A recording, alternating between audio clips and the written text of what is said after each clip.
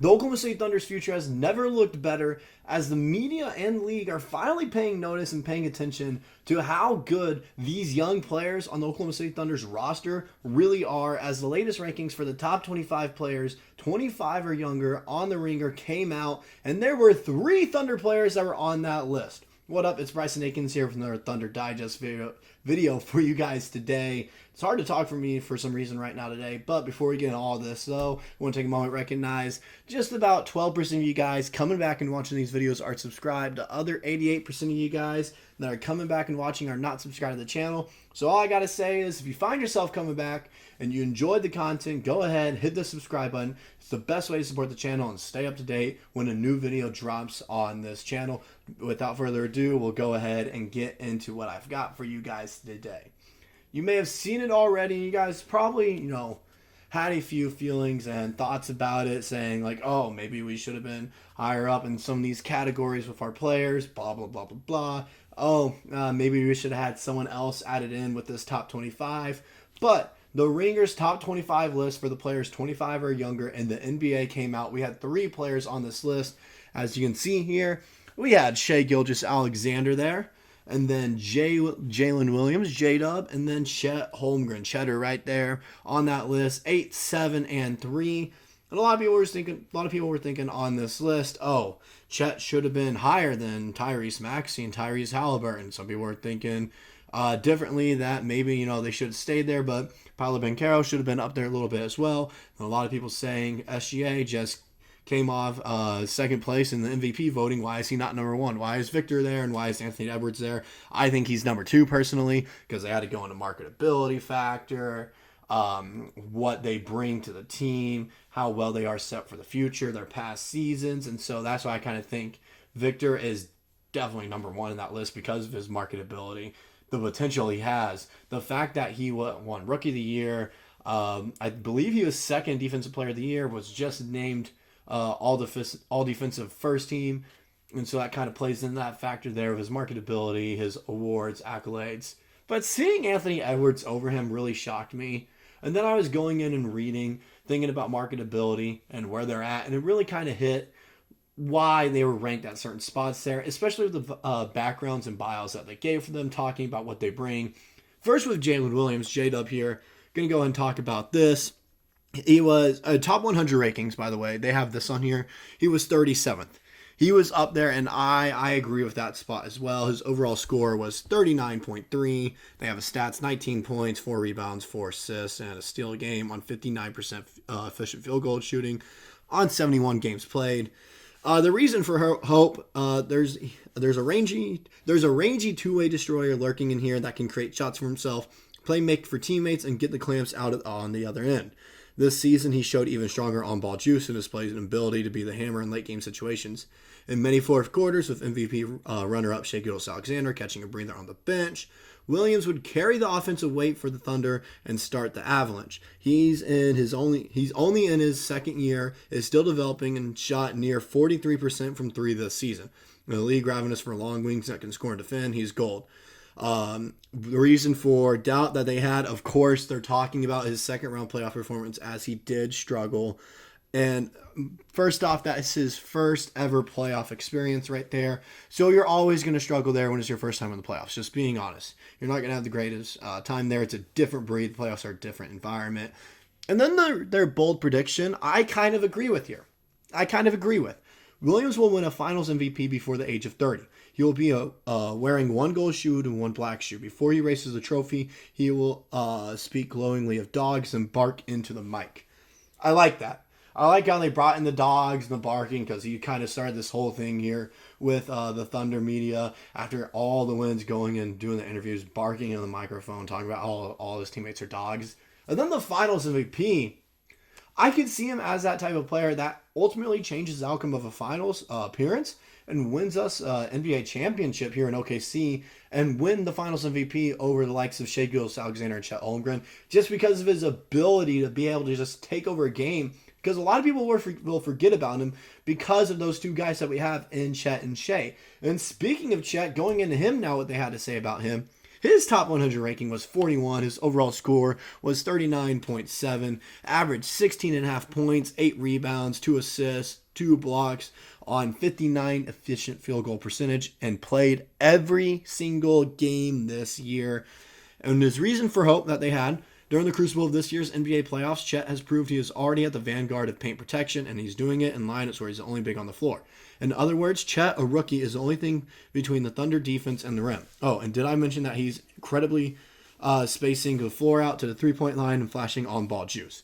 The reason for doubt is Holmgren needs to add a ton more core strength to punish smaller players when they switch onto him.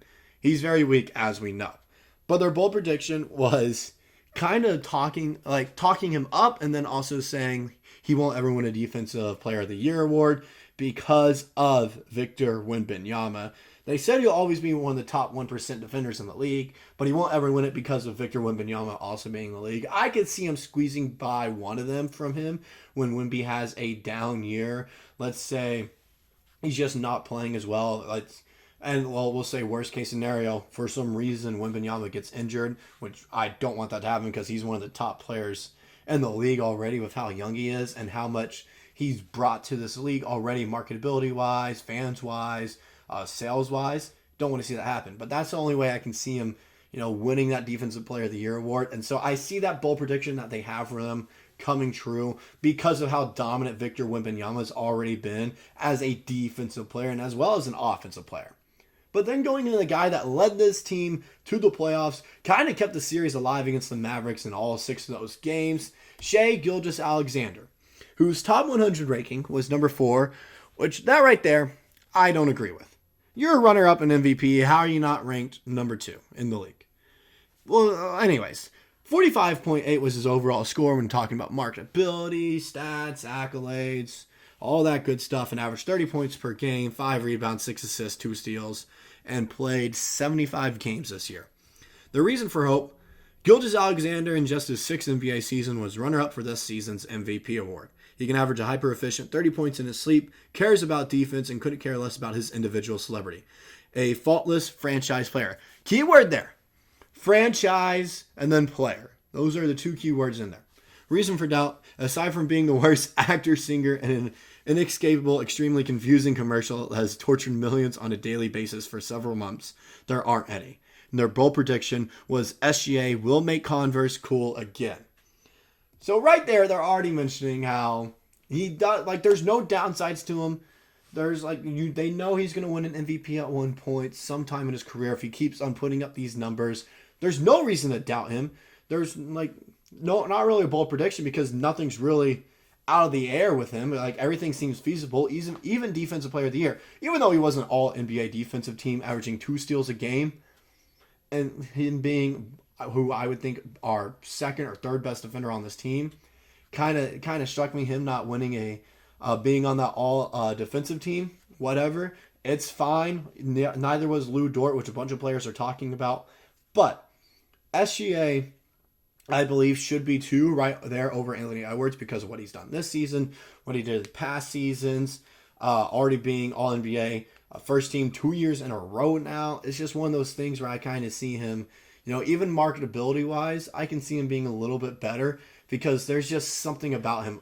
Everyone calls it aura, and I agree with it. He just has this, aura and just, it's hard to explain. Just anytime he steps on the court, anytime he's off the court as well, in interviews and commercials, you just see something about him where it's like, man, there is something about this guy. And Anthony Edwards has it too, but he has to be out there in the light talking for it to show. Whereas Shai, you just see him and it's oozing with aura. I know I'm being a little, fanboy of that though.